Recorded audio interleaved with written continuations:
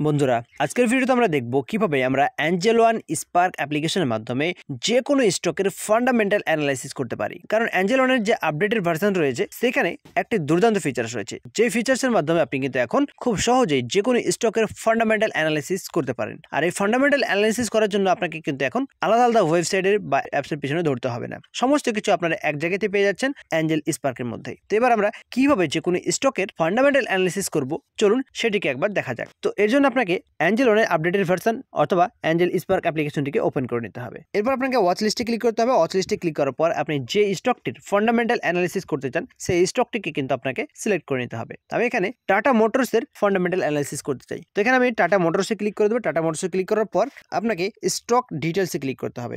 এখানে স্টক ডিটেলসে যখনই আপনি ক্লিক করবেন আপনার সামনে কিন্তু বেশ কিছু অপশন খুলে যাবে। তো আপনি যদি উপরের দিকে দেখেন তাহলে এখানে কিন্তু আপনারা একটা অপশন পেয়ে যাচ্ছেন ফান্ডামেন্টাল বলে। আর এই ফান্ডামেন্টালে যখনই আপনি ক্লিক করবেন আপনার সামনে কিন্তু বেশ কিছু ডেটা ওপেন হয়ে যাবে। তো এবার ফান্ডামেন্টাল অ্যানালাইসিসের যে সব প্যারামিটারগুলি রয়েছে এখানে কিন্তু আপনার সামনে শো করে দেওয়া হচ্ছে। তো এবার আপনি এইগুলিকে এক এক করে সুন্দরভাবে খুঁটিনাটি করে দেখে তবে আপনি কিন্তু এখানে ইনভেস্টমেন্ট করতে পারেন। এখানে যদি আমরা দেখি নো ইয়ার স্টকের আন্ডারে এখানে দেখতে পাচ্ছি বিলো অ্যাভারেজ কোয়ালিটি। তো এবার অ্যাভারেজ কোয়ালিটি 5-এর মধ্যে 1 রয়েছে এখানে, অর্থাৎ কোয়ালিটি খুব ভালো না, এটাই আমাদের এখানে বোঝাতে চাচ্ছে। আর এখানে যদি আমরা দেখি এটি ওভার প্রাইস ভ্যালুয়েশনে রয়েছে কিনা সেটি কিন্তু আপনাকে এখানে দেখানো হচ্ছে। এরপর আপনারা দেখতে পাচ্ছেন এটি ফাইন্যান্সিয়াল ট্রেন্ডসের হিসাবে পজিটিভ রয়েছে নাকি নেগেটিভ রয়েছে। তো আমরা এখানে দেখতে পাচ্ছি 5-এর মধ্যে 4 দেওয়া হয়েছে, যেটি ভেরি পজিটিভ বলে এখানে বলাও হচ্ছে, অর্থাৎ ফাইন্যান্স ট্রেন্ডসের হিসাবে এটি কিন্তু পজিটিভ রয়েছে। তাহলে আমরা এখানে 3টি অপশনের মধ্যে একটি অপশন আমরা খুব পজিটিভ পেলাম আর 2টি অপশন কিন্তু আমরা এখানে নেগেটিভ পাচ্ছি। এরপর এখানে আমরা দেখতে পাচ্ছি মার্কেট ক্যাপ কি রয়েছে। মার্কেট ক্যাপ আমরা এখানে দেখতে পাচ্ছি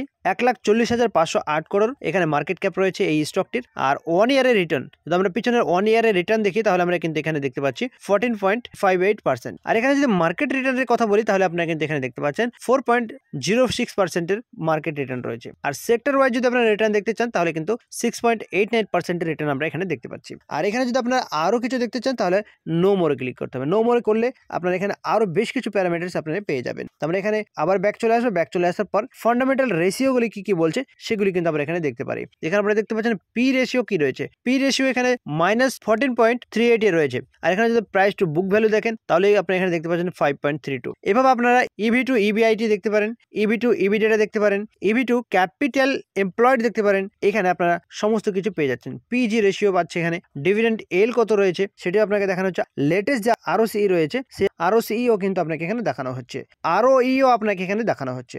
এবার শেয়ার হোল্ডিং কি রয়েছে, শেয়ার হোল্ডিং এ কারা কারা রয়েছে সেটি যদি আপনারা দেখতে চান তাহলে আপনারা কিন্তু এই নিচের লাস্টের অপশনটিতে আপনারা পেয়ে যাবেন। শেয়ার হোল্ডিং প্যাটার্নসের মধ্যে আমরা যদি দেখি তাহলে ডিসেম্বর 2022 থেকে জানুয়ারি 2022-এর মধ্যে আমরা এখানে দেখতে পাচ্ছি প্রোমোটারের কাছে রয়েছে কত, প্রোমোটারের কাছে রয়েছে 46.39%-এর স্টেক রয়েছে প্রোমোটারের কাছে। আর এখানে চেঞ্জেস যদি আমরা দেখি তাহলে -0.01%-এর চেঞ্জেস হয়েছে, অর্থাৎ প্রোমোটারের কাছে ছিল আগে 46.04%-এর, কিন্তু এখানে বেড়ে 46.39%-এ গেছে। তাহলে এটি কিন্তু আমরা একটি পজিটিভ ইন্ডিকেশন পাচ্ছি ফান্ডামেন্টাল অ্যানালাইসিস হিসেবে। আর এফআইআই যদি আমরা স্টেক দেখতে চাই তাহলে কিন্তু এখানে দেখা যাচ্ছে 13.89%-এর এখানে এফআইআই এর আমরা স্টেক দেখতে পাচ্ছি।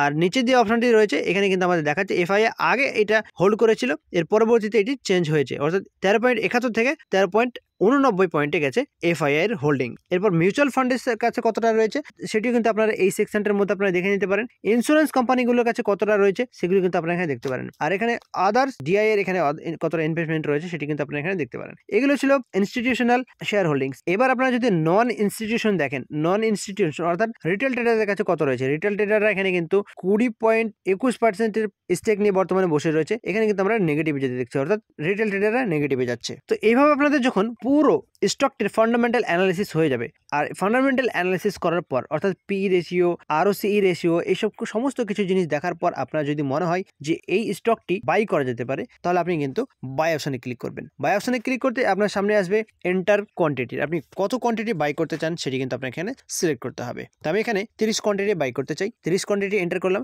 30 কোয়ান্টিটি এন্টার করার পর আপনাকে কিন্তু এখানে আবার বলা হবে লিমিট অর্ডার অথবা মার্কেট অর্ডার, যে কোনো একটিকে আপনি সিলেক্ট করবেন। একটি সিলেক্ট করার পর বাকি আরও যদি সেটিংস কিছু করা থাকে, স্টপ লস টার্গেট এসবগুলি লাগানো থাকে, তাহলে আপনি লাগাতে পারেন। আদারওয়াইজ এখানে বাই অপশনে ক্লিক করে দেবেন। বাই অপশনে ক্লিক করতে আপনার সামনে আসবে কনফার্ম বাই অপশন। আর কনফার্ম বাই অপশনে যখন আপনি ক্লিক করবেন, আপনার অর্ডারটি কিন্তু এক্সিকিউট হয়ে যাবে। তো বন্ধুরা, আশা করি আপনারা বুঝতে পেরেছেন যে কিভাবে অ্যাঞ্জেল স্পার্ক অ্যাপ্লিকেশনের মাধ্যমে যে কোনো স্টকের ফান্ডামেন্টাল অ্যানালাইসিস খুব সহজে একই জায়গা থেকে করতে পারি। ভিডিওটি ভালো লাগলে অবশ্যই কমেন্ট করে জানাবেন আর লাইক এবং শেয়ার করতে ভুলবেন না।